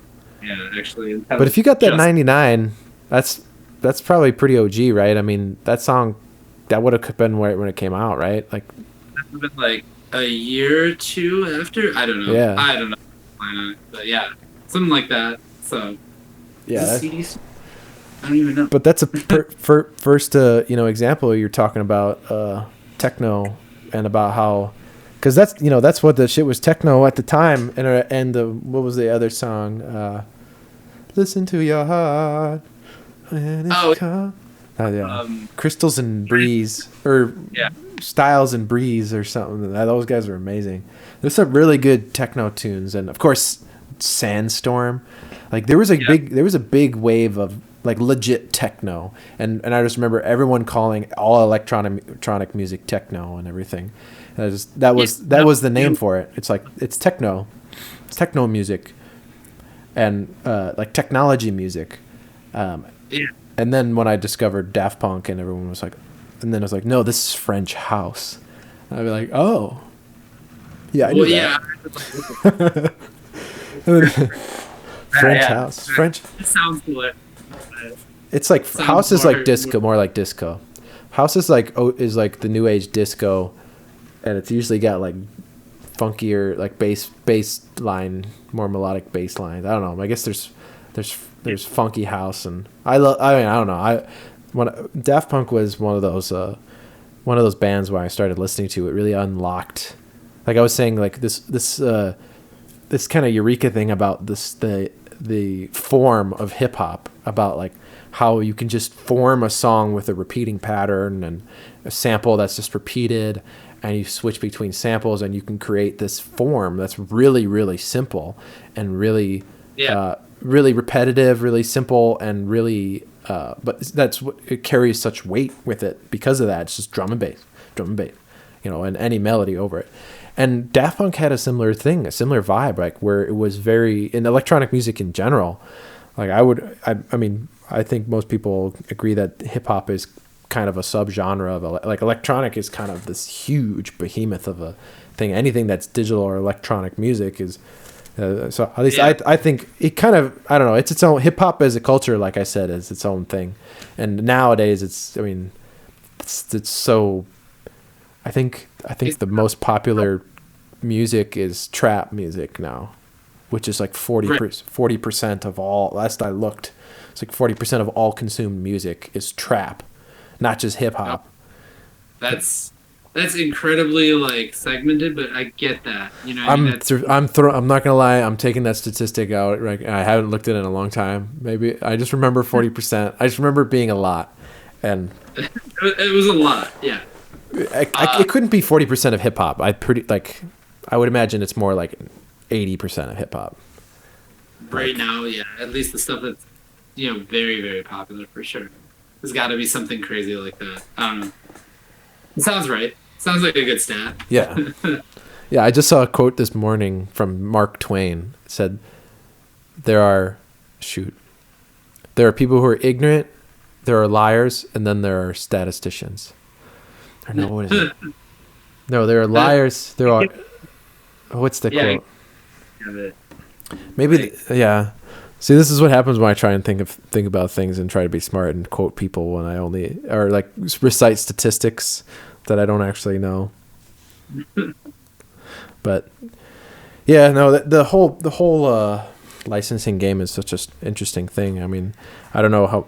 I guess as a producer and as yourself, you probably have to experience with that. But I'm curious more about like how you interact with the artists on Breaking and Entering, and like how you see your relationships, like your relationship with the scene, and like what. I don't know, because you guys put out so much content, and I was talking. Here we go. Someone says there are liars, damn liars, and statistics. Okay. Oh, okay. So yeah, so there's lots of lying going on. So statistics is even worse than damn liars. But yeah, I'm curious to like what how that relationship has grown, questioning. And this kind of goes back to the conversation we're having about people not really being aware of digital media and like and social media and stuff and how to leverage that. And right. And I don't know. I just like to I'm just really curious as to like how you perceive how they perceive you, and like what are like the perceived relationships, and what are the reality of the relationships, and like I don't know. I'm curious. So I kind of look at it as like we are the media source. You know what I mean? Like we are the ones that are presenting these artists. And like for me, from a business standpoint, it lives in how much content we produce, how many eyeballs we get to the site. But like, I do think that what we're doing is pretty integral to Milwaukee's music scene. Yeah. In the sense that we're covering the wide scope of things, and Ben has even actually kicked this even further with like getting into the more experimental stuff. But like for a long time, I would say like, no knock on the other media sites in Milwaukee, but like they have their darlings, they have their 5 or 6 that really, really get the attention no matter what they do, and they're going to land on a headline somewhere. But I think that a lot of them are either doing something different, like they're trying to be more of a lifestyle site, and the other ones that are online majority, and then the Journal Sentinel is a victim of budget cuts. Like they have one music writer, I think right now that's full time. They have Piet, and he's, I always say like when Paul McCartney goes to play Lambeau Field, he's got to be there, and when somebody in Milwaukee makes something cool, he's also got to be there. So like sometimes it just connects. So I think the beauty of Breaking and Entering is that because we are just music and we are so Milwaukee focused, we're able to cover everything from like the big, Summerfest festival level down to like somebody making some shit in their basement that sounds great, and so like that's kind of the thing I think I'm most proud of with Breaking and Entering, is that we're able to give the people that are making something really good and just might not have their game together as far as promoting it, we're able to get that out to them at the same rate as somebody that's got, all the PR savvy in the world, and knows how to like craft themselves and their image, and like they can stand on equal footing at least just on our website, maybe, so I would say that that's kind of how I see our relationship with it. I think a lot of artists kind of misconstrue it, because we get a lot of emails that are like, hey, I need press, or I need help promoting this, and like I need help, pushing this out to the world. And like I think they think that we're like a PR agency kind of thing or something like that. That we're like, especially in hip hop, because there's so many people that are capitalizing on these things, and they do like, we'll promote you to 25,000 people if you just pay us $50 kind of thing. You get a lot of that shit. And so I think some people see us as like, hey, we're just promotion, and it's not really what we do. Not at least what I'm trying to do anyway. But I do think that a good portion of them also see it as like, we're presenting the music scene to the people that Mm-hmm. aren't tapped into it, And I would say that that's very accurate too. Is like a good portion of what I wrestle with is okay, great. These 1,000 people are connected to the music scene and they're actually going to give a shit about what we're writing about. How do I get Joe Schmo that lives in like Shorewood Right. and like who doesn't care about local music at all? How do I get that person to come in and see like what we're doing? So that's why like doing some of the wide reaching stuff and trying to do a little bit more like social media stuff and like maybe people stumble upon it and they get hooked into it kind of thing comes into play. But I think that that's kind of the hard part for me is trying to get the people that aren't so tapped in and they don't really care what's going on in Bayview and River West and wherever. How do I get them to like listen and tune in? Yeah. How did you figure it out? Uh, How do you do that, man? That's a good question. yeah. Some pieces have been like really helpful. Like, I mean, honestly, some of it is doing stuff not like this, but like doing like we're once a month. I have a thing now where I'm on CBS 58 where I pop on for like a little bit. Oh, great. Yeah.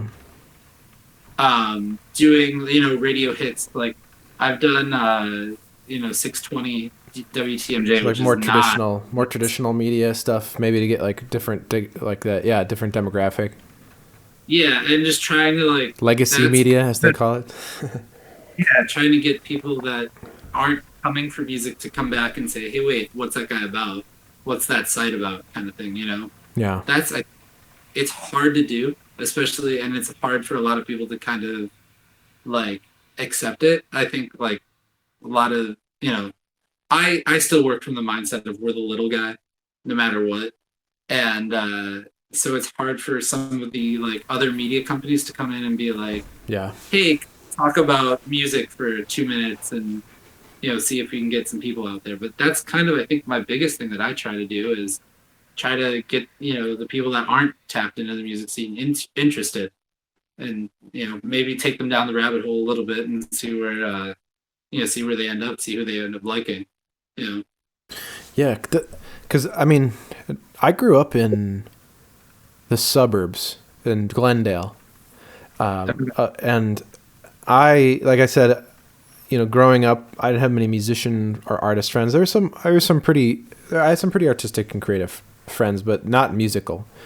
And really in late middle school, high school is when I started to meet a couple people who were musicians and a couple who are still, good friends and musicians to this day. But they weren't really like close friends, and we'd mess around every once in a while. But I felt as a kid in the suburb, like no access really. Maybe it's just because I didn't know where to go or I had no idea like what was even available or what was out there. I just assumed Milwaukee was a dead culture. Like because that's all I saw around in the suburbs. It was like, I just assumed there was nothing going on. There was no place for me. Right. There was no place for music or for art. But one of my friends, I remember Graham Hunt formerly of the Midnight Reruns. He's one of the guys who exposed me to punk scene in Milwaukee. And at the time, Mad Planet had all ages shows when I was in high school. So we would go to Mad Planet and see a couple shows, and that was so important. Like looking back, was so important in the development of understanding what is possible as an artist. Like I could look around and see like people doing it. They're just fucking doing it. Like there they are, right? These are people that are that are in Milwaukee. They're Milwaukeeans, and they're making art and they're making music and they're partying and they're having fun, and it's like this is awesome. This is amazing. So like I had a little glimpse into that, which really kept my spirit alive of knowing that could be somewhere where I want to be. But not a lot of, but that was later. That was like in high school. but like it felt like that. And then all my friends, like I couldn't have named you one Milwaukee band, even when I was at Marquette. Even when I was at Marquette, I couldn't name you, like, you know, I could name you like the Violent Femmes, you know, and stuff like that. But what you're talking about, like a local band, like I guess my aunt knew some local guy, like played with Peter Mulvey or something, so I knew him, you know, right? Like, but like but there was no, I had no access to the scene. Like I don't know, because I didn't know where to look. I suppose it's not like I didn't have access. I just didn't.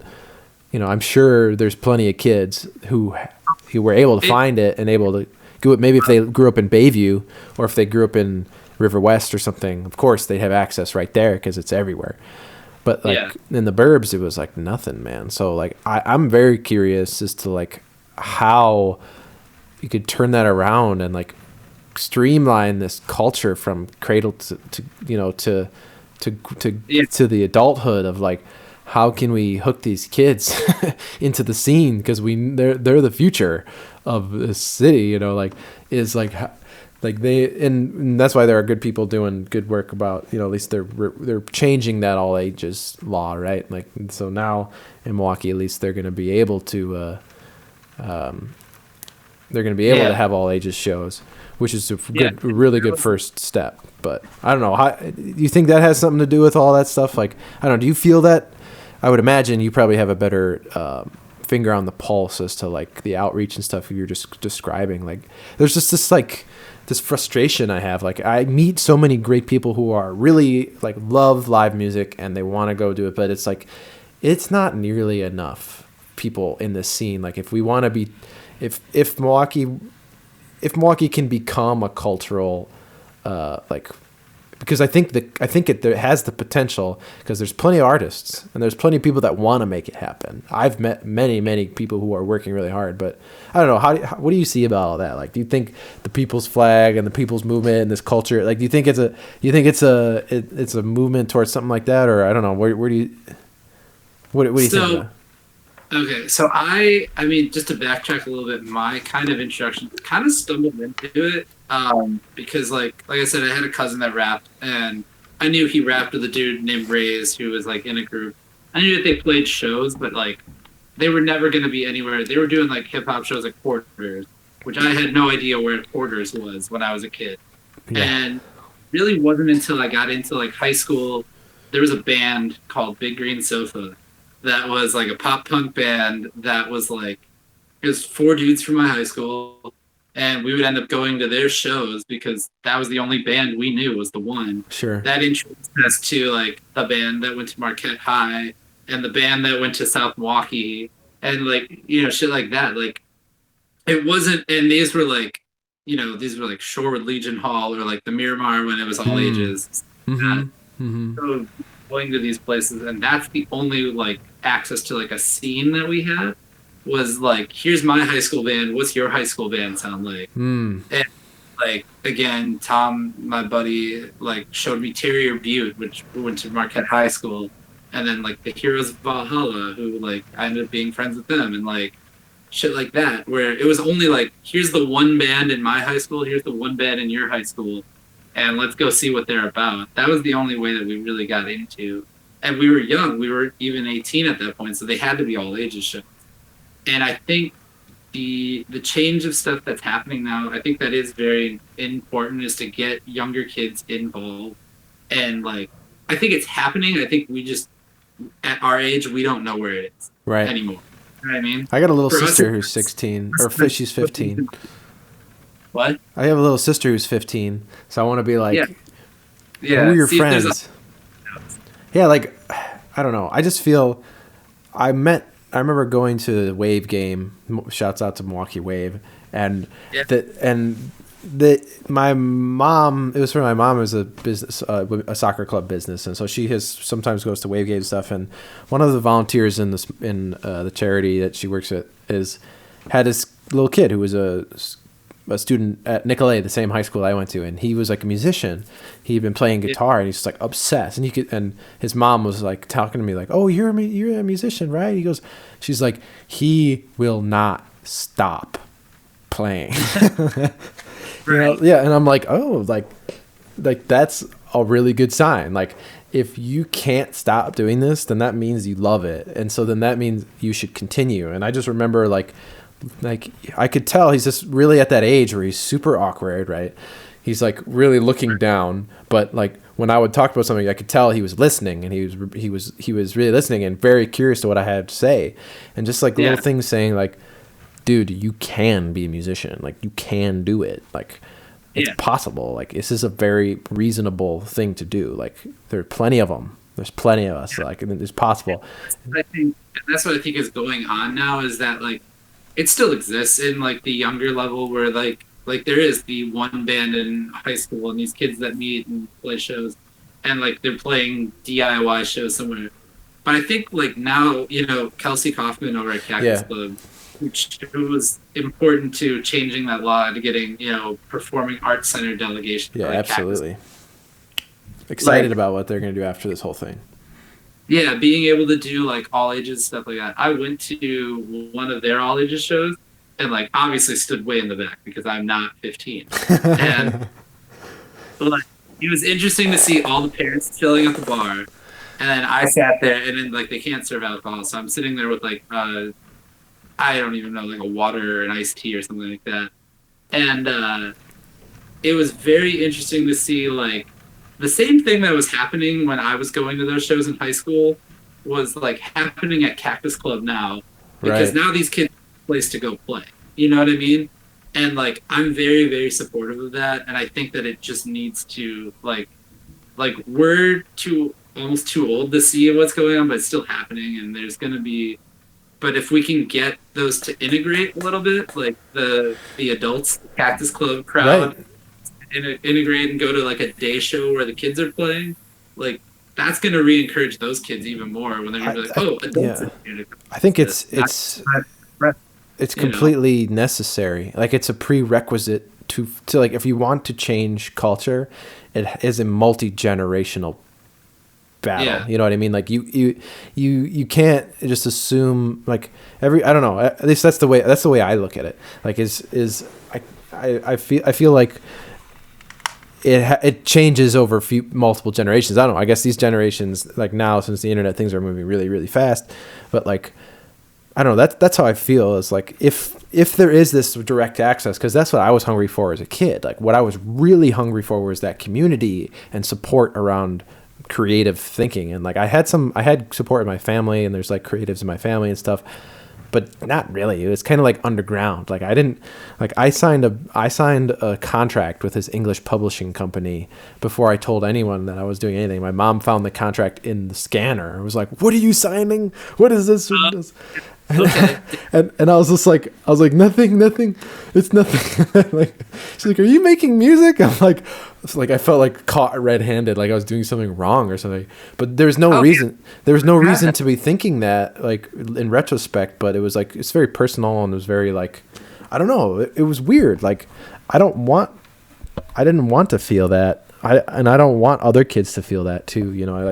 Not that my parents are super supportive, and like my whole family is, but it was just unexpected. She was just like, "What are you like? You're signing. You're 16. This isn't even legally binding." Yeah, I had, so they didn't really. My parents didn't really know how many. Like they knew I was always on the computer, and I had headphones on, but they didn't know I was making beats and like shipping them off to people to use. At the time, it was like MySpace. Like find a link to send on MySpace. It wasn't until like I had a song that I produced that a rapper named Prophetic was on, and he like put it on his album, and the album got written up in the Journal Sentinel. This is just like a little blurb, nothing major, and but my name was in it as one of the producers, and so I went and I like showed him like, hey guys, like this is here, like this is produced by me, and they're like, no shit, and I was like, yeah, it's right here, like I made this song for him. Like, I don't think they ever heard the song. My parents were just that, like, you do feel like you don't want to tell them what you're doing kind of thing. Yeah. And like, is this bad?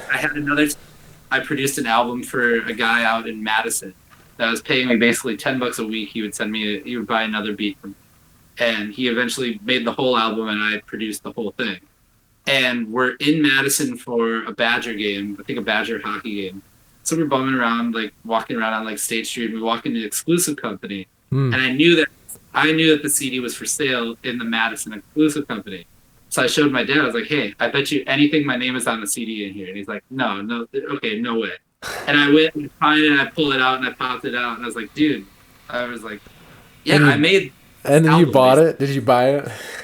I did. I bought it because he didn't send me a copy Yeah. when I made it. So it was just crazy to be like, you didn't even want to tell like the Yeah. adults like what you're doing, and I think that kids have that now. Like they don't want to necessarily like it's still happening, but we're Yeah. never gonna find, or maybe they don't know how to. I don't know, like whatever the case be. Yeah, I'm sure there's a lot of that. Yeah, there's definitely some adolescent psychology involved in that, but just the idea of like knowing that there's a place, like knowing that Cactus Club is a resource, like knowing that as a kid you could just like call them up, or you're like email someone and be like, "Hey, I'm in this band. I want to play this show." Like, you Right. know, like, and you're in high school, or you're, it, like that's once people figure that out and know that, I feel like kids don't even know that like, speaking from my experience when I was a kid, it's like I just don't even know. Like the internet was comfortable for me. I'd be like go on the internet because I didn't know no one was going around telling me, "Hey, you should play this gig," or like, "You're a musician, oh, you should play." I also didn't perform a lot, so that's a different story. A lot of people were big performers in high school, but I didn't perform it, like I said, until a few years ago. But yeah, it's an interesting thing to try to, I'm glad that there is a website like Breaking Entering in Milwaukee, because, and I mentioned this to Ben as well when he was on. It's like I really, it's crazy how like I've been around on the scene and I've been less lately. Like the first couple of years, like when I really like came to Milwaukee 3 years ago, after like living abroad and like going to school at Marquette. Like I guess I wasn't here in Milwaukee, but I didn't feel like I was in the scene. I wasn't involved. I wasn't doing anything. When I really like got involved and moved to River West and like got engaged, I would go to shows probably 4 or 5 times a week, like for a whole year. Like, like just going to every show that I would look up all the artists and like find artists that I liked, or I'd go, maybe there was one that was decent, or whatever. Maybe it's good. You never know what you're gonna get, and really, yeah. And I really fell in love with a lot of these venues and a lot of these spaces, and just like all the things that are around here, and just the diversity of music that's in Milwaukee, and then I just started, and I thought I was like, really seeing all these. I was engaged with it nonstop. And then when I saw your guys's and followed you on Facebook and Instagram and stuff, and then started seeing all these things being written about these same people I just saw. It's like, whoa, Right. like they're just some fucking neighborhood gutter punk band. Like, Yeah. like, wow. I'm not poo-pooing that. I'm just saying like, they're just a neighborhood band. Like they don't even have a record. They don't even, like they've just been playing. They're playing their heart out, and they have this thing written. Like to me, it was like this demystification of like press and culture about like, oh, like the write-ups and all these things are all just about like it's I kind of unpacking and like I said, demystifying what some of this stuff is. It's like, oh, you like to be engaged in the community might be more valuable than spending hours trying to send your stuff to people, to writers that aren't gonna, that a million emails get sent to this one person, or you might, I don't know. You maybe you get what I'm saying. Like, Totally. Yeah. We actually, I mean, so going way back to Marquette Radio, we used to kind of say that there was this thing, like we called it like the Bon Iver effect, where like we didn't know that Bon Iver was from Wisconsin until we saw them win a Grammy. Right. And then the news was like local, or like Eau Claire band wins a Grammy for like best album. And you're like, holy shit, who are these guys? Yeah. Right? Like, so we always had the mentality of like, you should win your city first. You should win your city over, kind of thing. Yeah. Like you should be known in Milwaukee before you get to break out nationally. And we were like, well, there's no real way to do that. And so that's kind of what the site I guess was initially founded on, was like there shouldn't be like that leapfrog of like, oh, you're nationally known and then people back here rediscover you. Like you should be known here first and then branch out. Yeah, I guess. Yeah, I've heard that advice too from art. Like, if you can't win over your city, why would you win over somewhere else? I've heard arguments for and against that sentiment, but I think the overall sentiment is like your city is where you have the most resources. It's where you have the most connections. So like that'll be easier for you to break out in your city potentially, is because you have a bigger network there already built in. You know, whereas like you move to a new place, it's going to take some time, but. Right. Yeah, that I value that a lot. I'm glad to say, any Milwaukee musicians, or do you guys exclusively do Milwaukee, or like with bands from Chicago? What happens when you get emails from people from all these other? So we have on the homepage of the site, we have a Milwaukee section, then we have everywhere else.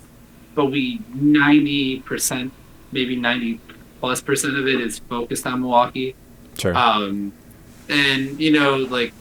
The goal is to always kind of like discover, push out new music from everywhere too.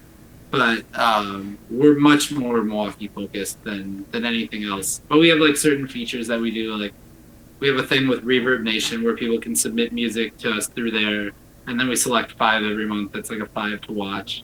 And then like doing like the podcast with like national artists, like it doesn't make sense to like highlight that as Milwaukee. Yeah. So stuff like that kind of falls under that line. Eventually the plan would be, I guess, to push out to a little bit more national kind of stuff, but we want to put Milwaukee on the brightest spotlight for sure. No doubt, man. All right, but we've been chatting for about 2 hours. I know you got another thing going. Both of us definitely have some good passion for this city, and it's good to see it. So it's good to chat with someone who's involved. And I've been watching the Breaking Entering for a few years now, and really dig what you guys are doing, and I wish you guys all the best for moving forward and all your plotting and scheming. Excited to see what happens. Yeah, same to you. Congratulations again on the album. Like, we love what you're doing. I love what you're doing. And like we were actually talking about this. Ben and I were talking about this yesterday on our like stream thing. We were saying like, there's not that many artists that really combine as many genres. Like you initially, I think, emailed me as like, I'm an MC, I'm a hip hop artist. And then I went, no, you're not. You're making just music. When was that? I don't know. This was a few albums ago. It was a few years ago. Okay. But you were like, it was like, or maybe because your YouTube was like MC. Yeah, I used to be MC Cullah until 2015. So yeah, maybe around there where I was like doesn't really feel like a hip hop album, but like some of the early stuff right. is now it's out, and I mean, keep killing it, man. You're doing amazing stuff for sure. Appreciate it, brother. All right, well, we'll sign off this thing. So yeah, thanks again, man. And people can find Breaking and Entering. What is it? breakingandentering.net. Yep, breakingandentering.net. Facebook, Twitter, Instagram, Snapchat, all of that. And for wherever you're listening to this on, I think Twitch is the only place where you probably won't be able. There's no description. Facebook, you can look in the description. YouTube, you can look in the description. If you're listening to this on whatever podcast thing you're listening, it should be in the description as well.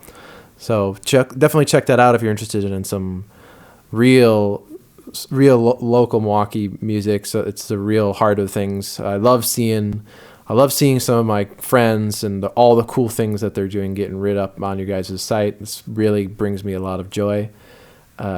So yeah, definitely you're doing good work for the city, my friend. So keep it up, and best of luck. Talk to you later. All right, Thank you. Bye. Yeah.